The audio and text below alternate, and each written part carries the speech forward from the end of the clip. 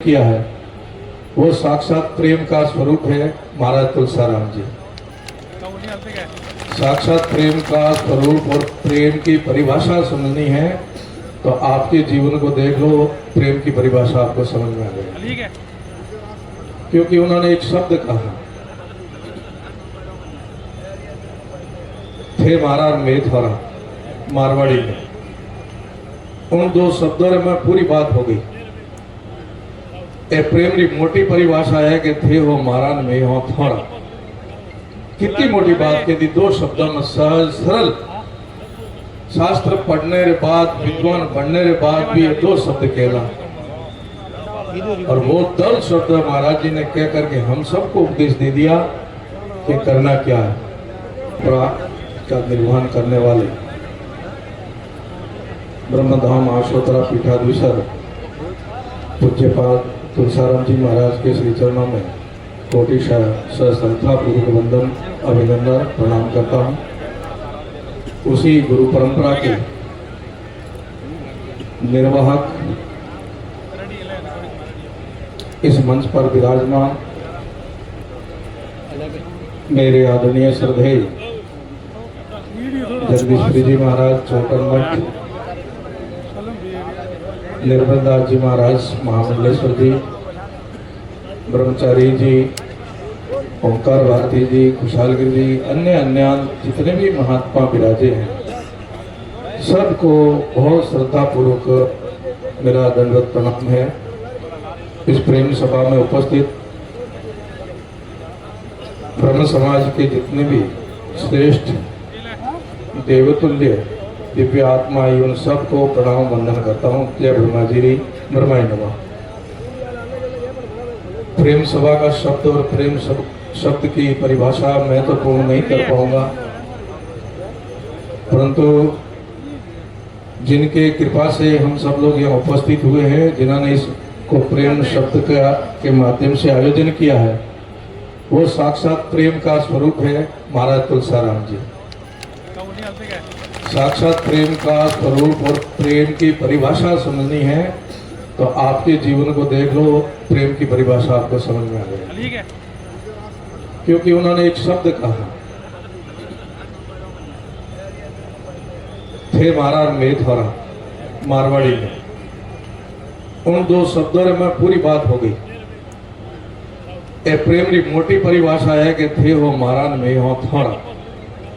कितनी मोटी बात कह दी दो शब्दों में, सहज सरल। शास्त्र पढ़ने के बाद, विद्वान बनने के बाद भी ये दो शब्द कहला, और वो 10 शब्द महाराज जी ने कह करके हम सबको उपदेश दे दिया कि करना क्या है। आदरणीय ब्रह्मचारी जी महाराज, जितने विद्वान लोग बैठे हैं, सब जानते हैं कि तुलसाराम जी ने इन 2 शब्दों के अंदर पूरे शास्त्र को और पूरे संतों की वाणी को कहा है। और संतों की वाणी में, शास्त्र में कहा, अयम निजा परो वेति गणना लघु चेतसम। संस्कृत में, शास्त्रों की भाषा में और महाराज की भाषा में फर्क इतना है। महाराज मारवाड़ी में बोले, मैं संस्कृत में बोल रहा हूँ। महाराज तो सरल सरल हृदय कमल में जो शब्द निकले, ब्रह्मा जी की कृपा हो, केदाराम जी की कृपा हो, बोले थे महाराज मैं थोरो पूरी बात। और मैं शास्त्र के माध्यम में वो कह रहा हूँ जो सनातन परंपरा, अयम निज परो वेति गणना लघु चेतसा, ये मेरा, ये पराया, ये गणना छोटे की है, निम्न आदमी की है। ये वास्तव में वही करने के लिए प्रेम की सभा करी है। ये प्रेम की सभा में आकर के हम प्रेम की परिभाषा और प्रेम की सभा की परिभाषा और प्रेम की सभा का जो आयोजन करें, उनका कोई परिचय नहीं दे सकते। उनका साक्षात परिचय वो स्वयं है। जितने उनके निकट जाओगे, जितने उनके पास जाओगे, इतनी प्रेम की धारा उनके अंदर से निकलती हुई आपको प्रेममयी करती जाएगी। तो हम सब लोग सौभाग्यशाली है कि प्रतिवर्ष महाराज जी इसी प्रकार प्रेम की धारा, और हमारे ऊपर आवरण आ जाते हैं। मनुष्य जीवन में अभी कह रहे थे कि महाराज जी ने गत बार संकल्प करवाया था, कुछ कहा था, फिर बीच में ढिलाई है कि ये मानव का स्वभाव है, प्रवृत्ति है। ये स्वभाव और प्रवृत्ति बदलने वाले ही तो गुरु होते हैं। इसलिए गुरु की आवश्यकता पड़ी है। असतोमा तम सद्गमय, असत्य से सत्य की तरफ आप ले जाओगे।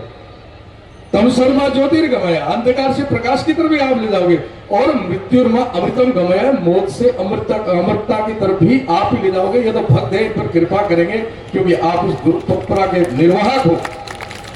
जो गुरु परंपरा मानव को अस्मि तथा किम अहम किम, मैं कौन हूं, इन सब प्रश्नों का उत्तर चाहिए तो गुरु के पास आना पड़ेगा। मैं 2 शब्दों में मेरी बात पूरी करूंगा, क्योंकि मुझे पता है कि जहां गुरु महाराज बोल गए उसके बाद बोलना मेरे जैसे संत के लिए आवश्यक भी नहीं है, और इतनी भीड़ और जितनी व्यस्ततम कार्यक्रम, आपको बहुत सारे कार्यक्रम करने, फिर भी मैं कहूंगा, मैं महाराज जी के चरणों में, संतों के चरणों में वंदन करते हुए आप सबसे निवेदन करता हूं। एक शब्द कहूंगा, उसको बहुत अंदर से आप अपने से पूछना, और ध्यान से भी सुनना, और अंदर से स्वयं से पूछना, आपने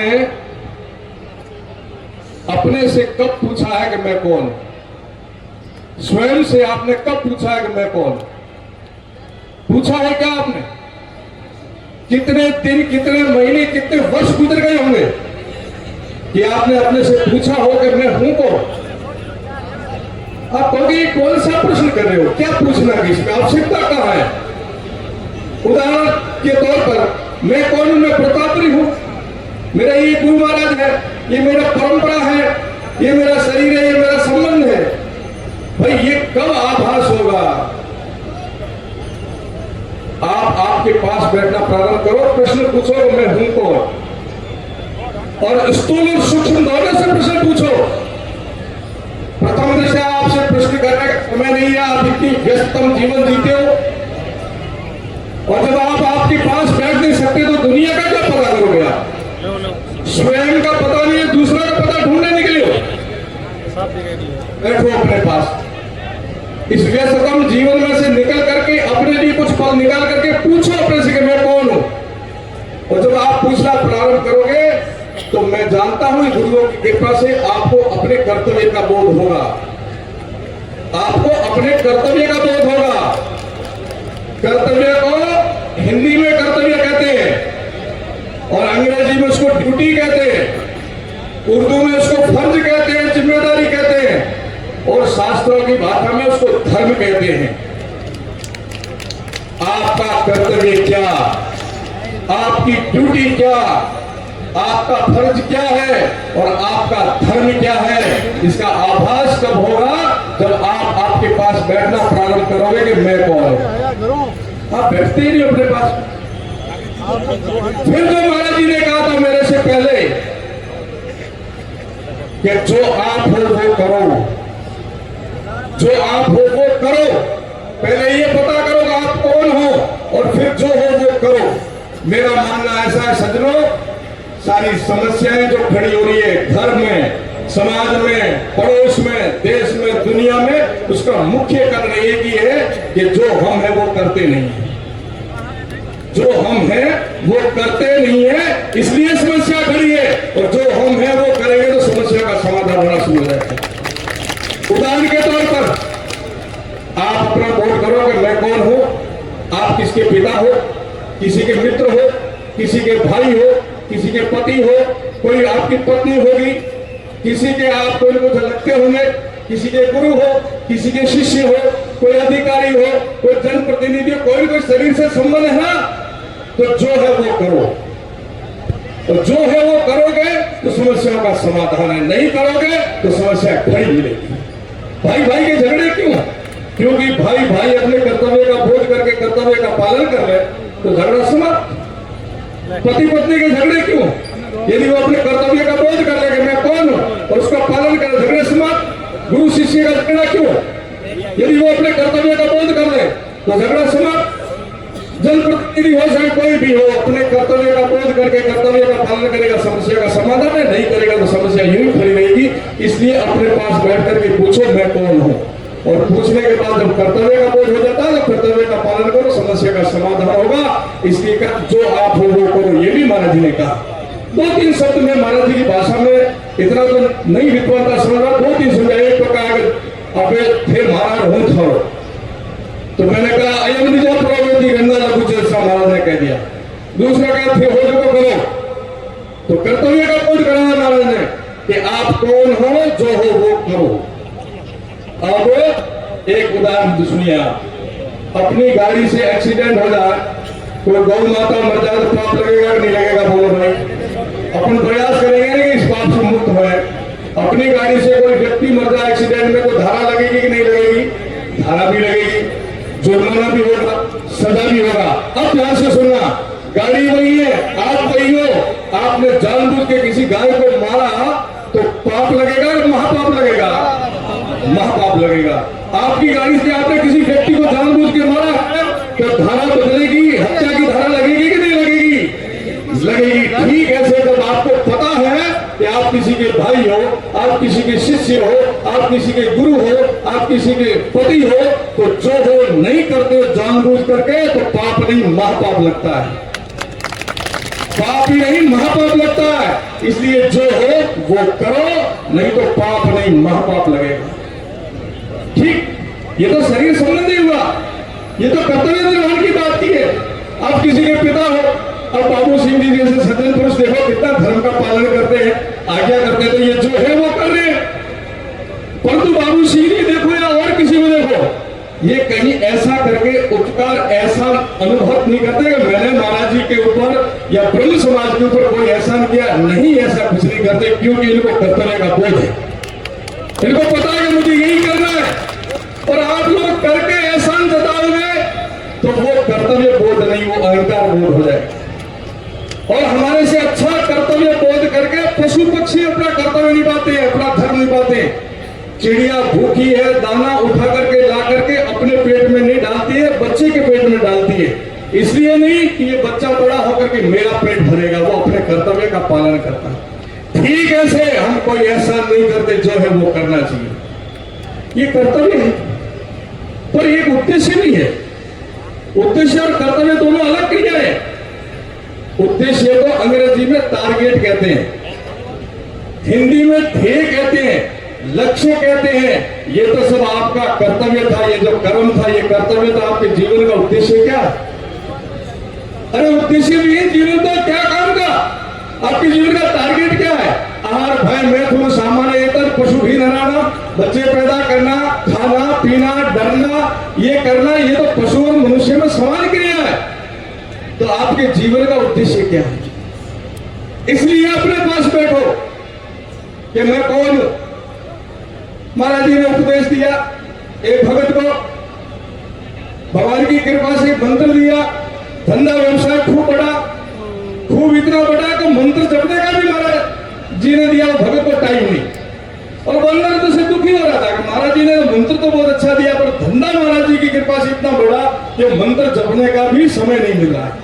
महाराज जी के पास गया कि बाप जी आप ही करता हूँ धंधा हमारे खूब बढ़िया, दिन रात मैंने फुर्सत नहीं मिले, पर हमारे समस्या आए होगी कि थे मंत्र दिए वो जाप करने का टाइम नहीं मिले। तो कहीं करो कि बाप जी एक काम करो, मैंने एक दिन में फ्री कर दो, वो हमारा कोटा पूरे जीवन में एक दिन में आप वाला मंत्र जाप कर पूरा करो। महाराज जी थोड़ी देर मुई हंसिया कि भगत जोरदार आदमी, 3-4 बार गए भगत ने, महाराज कहे ठीक है भाई तुम्हारा धंधो घणो बढ़ गयो, हाँ बाप जी थारी कृपा धंधो खूब बढ़ गयो, पर हाँ वो मंत्र दियो वो हमारे जाप को नहीं, मैंने एक दिन में फ्री करा दो, पूरा फोटो करा। महाराज जी ठीक है एक दिन में करना, हाँ कि मरने एक दिन पहले नाम ले ले कि राजी मारे के बाप जी मारे गाड़ो काटी, पूरी जिंदगी और काम करता रही और मरने में एक दिन पहले बाप जी दियो मंत्र जाप कर फोटो पूरा करिए। थोड़ी दिन नकल ठिकाने आई कि बाप जी वो दिन बता दो जो मरने में एक दिन पहले लियो, मरूंगा कदे।